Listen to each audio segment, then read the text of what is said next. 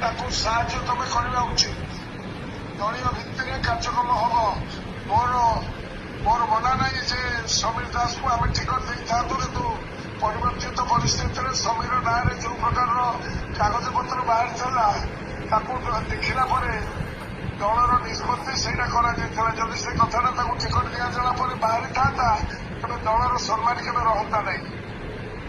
ତୁମେମାନେ ଯୋଉମାନେ ସମସ୍ତେ ଆସିଛ, ସରପଞ୍ଚ, ସମିତିସଭ୍ୟ, ଜିଲ୍ଲା ପରିଷଦ ଚେୟାରମ୍ୟାନ, ନିମାପଡ଼ା ଏବଂ ଗ୍ରୁପର ସମସ୍ତଙ୍କୁ ନିବେଦନ, instruction from chief minister and instruction president ସମସ୍ତେ ଏହି କାର୍ଯ୍ୟକ୍ରମରେ ଯେମିତି ଦୟାକରି ସାହାଯ୍ୟ କରିବ। ଶଙ୍ଖଚିହ୍ନକୁ ସଚିବ ଶଙ୍ଖଚିହ୍ନକୁ ତୁମେମାନେ ସମସ୍ତେ ଜିଲ୍ଲା ପରିଷଦ ଜିତିଛ ଶଙ୍ଖଚିହ୍ନରେ, ତୁମମାନେ ସରପଞ୍ଚ, ସମିତିସଭ୍ୟ, ଚେୟାରମ୍ୟାନ ହେଇଛ ସମସ୍ତେ ଶଙ୍ଖଚିହ୍ନ ପାଇଁ।